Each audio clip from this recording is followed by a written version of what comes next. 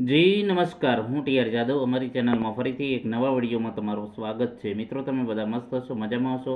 મિત્રો, આ વિડીયોમાં વાત કરીશું ઇફકો કંડલા ભરતી 2026, જેમાં એપ્રેન્ટિસ માટે આઈટીઆઈ અને બીએસસી માટે સારી એવી તક છે. એપ્રેન્ટિસ ભરતી છે, તો તેના વિશે આ વિડીયોમાં ચર્ચા કરીશું.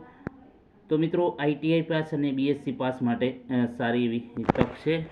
તો ચાલો ડિટેલમાં ચર્ચા કરીશું. તો અહીં તમે જોઈ શકો છો એનું notification. IFFCO Kandla Indian farmer fertiliser cooperative limited Kandla પ્લાન્ટમાં એપ્રેન્ટિસ એક્ટ 1961 હેઠળ સત્ર 2026-27 માટે એપ્રેન્ટિસ જોઈએ છે. તો આઈટીઆઈ કયા કયા ટ્રેડ? તો ફિટર છે, મશીનિસ્ટ, વેલ્ડર છે, ઇલેક્ટ્રિશિયન છે, MMCP, instrument mechanic, refrigeration and AC mechanic, diesel mechanic, draftsman mechanic, IMPC, CP, electronics mechanics, computer operator and programming assistant એટલે કે કોપા. તો અલગ અલગ આઈટીઆઈ ટ્રેડ ઉપર ભરતી છે. અને બીએસસી ટ્રેડ માટે એટેન્ડન્ટ ઓપરેટર અને લેબ આસિસ્ટન્ટ માટે એપ્રેન્ટિસ જોઈએ છે. અરજી કરવાની જે અહીં તમે વિગતો જોઈ શકો છો, વિગતવાર નિયમો અને અરજી ફોર્મ વેબસાઇટ અહીં આપેલી છે. તો આ વેબસાઇટ પર તમારે પહેલાં રજિસ્ટ્રેશન કરવાનું રહેશે અને એના પછી તમે ફોર્મ ભરી શકશો. એમાં ઓનલાઈન જે છે ફોર્મ ભરવાનું છે, ઓનલાઈન તમામ માહિતી સબમિટ કરવાની છે. રસ ધરાવતા અને લાયક ઉમેદવારો 1/6/2026 એટલે કે સોમવારના 12 વાગ્યા પહેલાં જે લિંક આપેલી છે એના પર ઓનલાઈન ફોર્મ ભરી શકશે. ગેરલાયકાત ક્યારે? તો કે અધૂરી અરજી છે, બધી માર્કશીટ પ્રમાણપત્રો અપલોડ ન કરેલા હોય, જે ઉમેદવારો પહેલાંથી જ એપ્રેન્ટિસ કરેલી હોય, નિયમો અને શરતો કોઈ પણ વિચલન હોય, એમાં કંઈ ભંગ હોય તો એ ગેરલાયક ઠરવવામાં આવશે. Deputy general manager, IFFCO Kandla, Kutch. બરાબર. તો આ આજે ઇફકો માટેની સારી એવી એપ્રેન્ટિસ માટેની તક છે. મિત્રો, આ જે તક છે ઝડપી લો. આમાં એપ્રેન્ટિસ કરેલું છે, ભવિષ્યમાં તમને ઘણો ફાયદો થશે ચોક્કસ. કેમ કે એપ્રેન્ટિસ તમે કરશો તો તમને ઘણા ફાયદા થશે. કોઈ પણ જે છે સરકારી ભરતીમાં પણ એપ્રેન્ટિસના માર્ક્સ ગણાય છે. અને ઇફકોની ઘણી સારી એવી આ જે છે એપ્રેન્ટિસ તમે કરેલો હશે તો તમને તમારું વેલ્યુ વધી જશે અને સારું એવું જાણવા પણ તમને મળશે, નોલેજમાં પણ તમારે વધારો થશે. અહીં એનું ફૂલ નોટિફિકેશન આપેલું છે. તો અહીં તમે જોઈ શકો છો, IFFCO Indian farmer fertiliser cooperative limited Kandla unit. IFFCO Kandla unit invite application for 1 year apprenticeship. બરાબર, એટલે કે 1 વર્ષ માટે એપ્રેન્ટિસ 2026-27 માટે બોલાવે છે. BSc attendant operator chemical plant માટે એમાં ક્વોલિફિકેશનમાં full time BSc degree from a UGC recognization. બરાબર, જેમાં with chemistry as main subject and physics and mathematics as secondary subject. એના પછી BSc PCB laboratory assistant chemical plant. તો full time BSc degree from a recognise university UGC. એમાં જે છે chemistry as main subject અને physics અને biology secondary સબ્જેક્ટમાં. એમાં year or passing year percentage. તો પાછળ BSc examination in or after 2021-20 minimum 55% તમારે માર્ક્સ હોવા જોઈએ અને 2021 પછીના જે છે એ આમાં એપ્લાય કરી શકશે. એના પછી આઈટીઆઈ માટે અહીં તમે જોઈ શકો છો, ITI fitter, electrician, welder, draftsman mechanic, instrument mechanic, refrigeration, AC mechanic, machinist, COPA. પછી ITI in mechanical maintenance chemical plant માટે, ITI in instrument mechanic chemical plant માટે, ITI in electronic mechanics, ITI in diesel mechanic. SSC plus ITI course in respective trade from recognise industrial training institute. એટલે કે તમારે 10 pass પછી આઈટીઆઈનો course હોવો જોઈએ. ITI pass હોવું જોઈએ.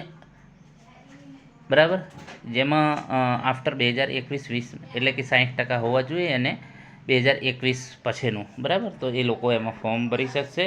5% રિલેક્શન in marks will be given to SC ST category candidate.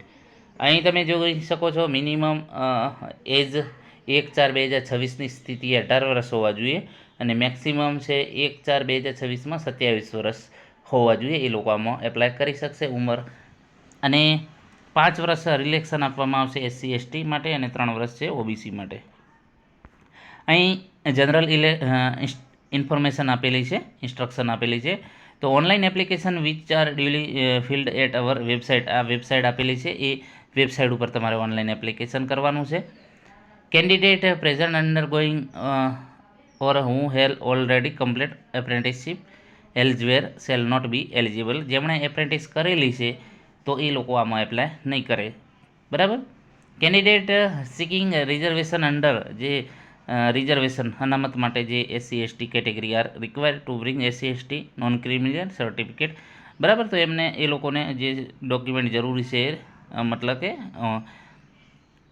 તમારે upload કરવાના રહેશે.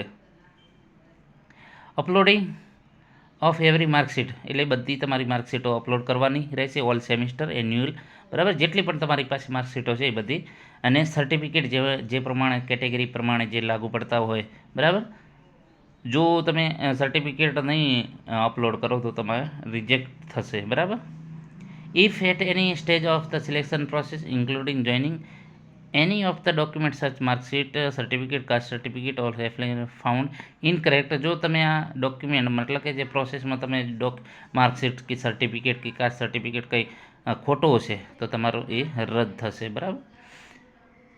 એના પછી વાત કરીશું detail of computer base test will be inform separately through SMS, એટલે કે તમારે ટેસ્ટ લેવામાં આવશે. અહીં engagement of apprentice shall be through computer base test અને મેડિકલ ફિટનેસ ટેસ્ટ, એટલે તમારે આ જે તમે ફોર્મ ભરશો એના પછી તમારા ટેસ્ટ લેવામાં આવશે કોમ્પ્યુટર બેઝ, અને પછી મેડિકલ ફિટનેસ જે છે ટેસ્ટ રાખવામાં આવશે. એમાંથી તમે પાસ થશો એટલે તમારું સિલેક્શન થશે. અને જે કોમ્પ્યુટર ટેસ્ટ હશે એ માટે તમને મેસેજ કરવામાં આવશે, એટલે જે તમારો મોબાઈલ નંબર, બરાબર, જે છે એ સાચો રાખજો એટલે તમને માહિતી મળે. સ્ટાઇપન્ડ જે તમને મળવાપાત્ર હશે 10-12 હજાર, અથવા તો જે પ્રમાણે એના નિયમો છે એ પ્રમાણે તમને મળશે, બરાબર. IFFCO reserve all right to reschedule or cancel above the event any time without any notice, ગમે ત્યારે પરથી રદ પણ કરી શકે ઇફકો, બરાબર. It is mandatory for all candidate apply apprenticeship to generate their apprenticeship registration number from the NPS, એટલે કે તમારે પહેલાં આ ફોર્મ ભરતા પહેલાં તમારે એપ્રેન્ટિસશીપ પોર્ટલ ઉપર જઈને NAPS પોર્ટલ ઉપર જઈને તમારે એમાં રજિસ્ટ્રેશન કરવાનું રહેશે, ને પછી એ રજિસ્ટ્રેશન નંબર તમારે જે ફોર્મ ભરશો એમાં જે એન્ટર કરવાનું રહેશે.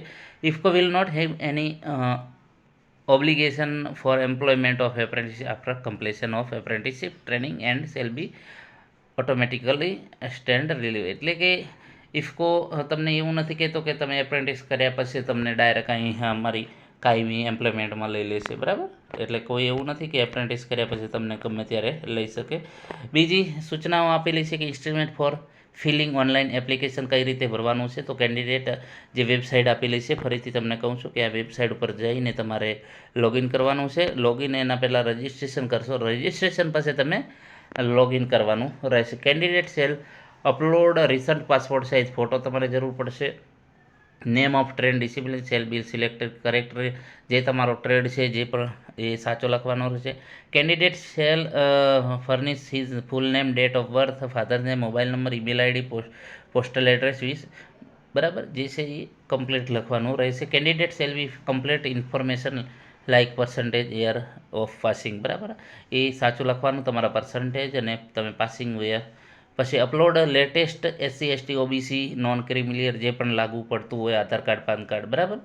અને upload all semester marksheet along with qualification certificate, તો આ તમારે અપલોડ કરવાનું રહેશે. અપલોડ દર્શાવેલ માર્કશીટ શરૂ કરતાં પહેલાં તમારે બધી માર્કશીટો અને પ્રમાણપત્ર તૈયાર રાખવા, ખાતરી કરો દસ્તાવેજ સ્પષ્ટ અને વાંચી શકાય છે. પછી જે તમારે ફોટો અપલોડ કરવામાં JPG જ હોવું જોઈએ, બરાબર, અને સહી પણ JPGમાં જ હોવું જોઈએ. એનું કદ 1 MBનું હોવું જોઈએ. દસ્તાવેજ અપલોડ નિયમો તમારે આધાર, પાન, માર્કશીટ, પ્રમાણપત્રો PDF માત્ર, બરાબર, PDF કરીને અપલોડ કરવાનું રહેશે. 2 MBનું હોવું જોઈએ. ખોટી ફાઇલો અપલોડ કરવાથી રિજેક્ટ થશે, બરાબર. તો મિત્રો આ ITI અને BSc માટે સારી એવી તક છે એપ્રેન્ટિસ કરવા માટેની ઇફકોમાં.